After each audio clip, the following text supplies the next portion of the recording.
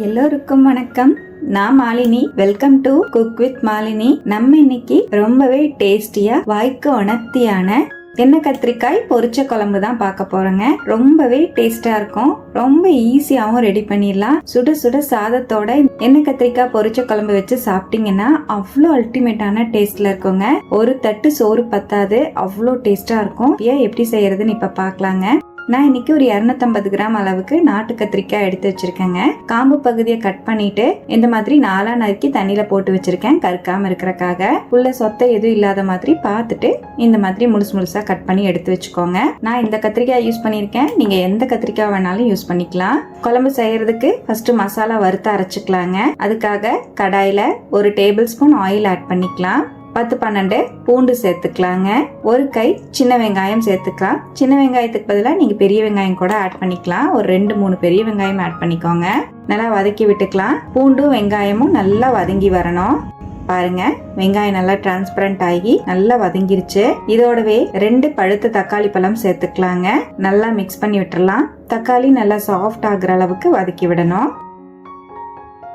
பாருங்க, தக்காளி எல்லாம் நல்லா சாஃப்டா வதங்கிடுச்சு. இதோடவே 1 டீஸ்பூன் சோம்பு, 1 டீஸ்பூன் குருமிளகு, 1 டீஸ்பூன் ஜீரகம் ஆட் பண்ணிக்கலாம். நல்லா மிக்ஸ் பண்ணிக்கலாம். வெங்காயம் தக்காளி எல்லாமே நல்லா சாஃப்டா வதங்கிடுச்சு பாருங்க.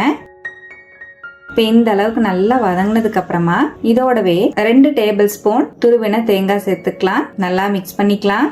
தேங்காவோட ஈரத்தன்மையெல்லாம் போற அளவுக்கு நல்லா மிக்ஸ் பண்ணி விட்டுட்டு இதோட 1 டேபிள் ஸ்பூன் கொத்தமல்லி தூள், 1 டேபிள் ஸ்பூன் மிளகாய் தூள், 1/4 டீஸ்பூன் மஞ்சள் தூள் சேர்த்துக்கலாங்க. நல்லா மிக்ஸ் பண்ணி விட்டுறலாம். பொடியை சேர்த்துட்டு 1 செகண்ட் நல்லா கலந்துட்டு ஸ்டவ் அணைச்சிருங்க. இப்ப நம்ம வதக்கி வச்சிருக்கிற மசாலா மிக்ஸி ஜாருக்கு மாத்திக்கலாம். நல்லா நைஸா அரைச்சுக்கலாம். தேவைப்பட்டா தண்ணி சேர்த்து அரைச்சுக்கோங்க. பாருங்க, நம்ம மசாலா பேஸ்ட் ரெடி ஆயிடுச்சு. இருக்கட்டும்.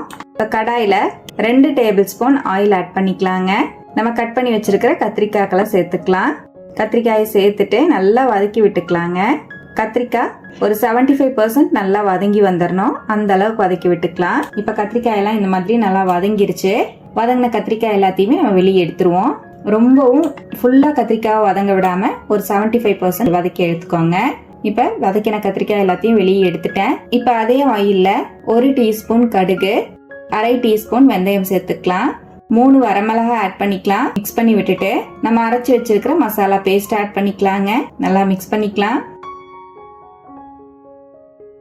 மசாலா பேஸ்டையும் சேர்த்து நல்லா கலந்துட்டேன். இதோடவே ஒரு நெல்லிக்காய் சைஸ் அளவுக்கு புளிய கரைச்சு சேர்த்துக்கலாம். உங்க புளிப்புக்கு தகுந்த மாதிரி புளி சேர்த்துக்கோங்க. மிக்ஸி ஜார் அலசி 1/2 கப் தண்ணி சேர்த்துக்கலாங்க.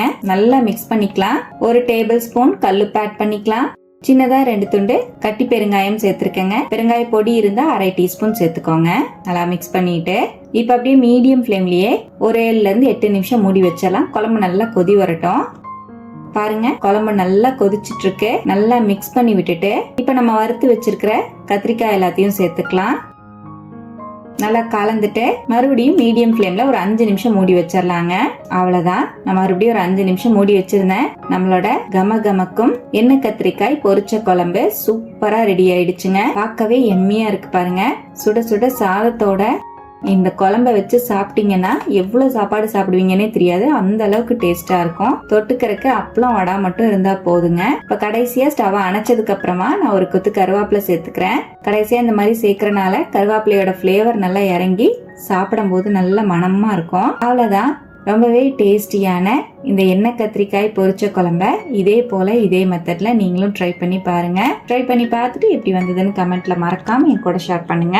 நம்ம சேனலுக்கு இப்பதான் ஃபர்ஸ்ட் டைம் வந்திருக்கீங்கன்னா சப்ஸ்கிரைப் பண்ணி பக்கத்துல இருக்கிற பெல் ஐக்கானை பிரஸ் பண்ணுங்க. லைக் பண்ணுங்க. ஃப்ரெண்ட்ஸ் அண்ட் ஃபேமிலியோட ஷேர் பண்ண மறக்காதீங்க ஃப்ரெண்ட்ஸ். தேங்க்யூ.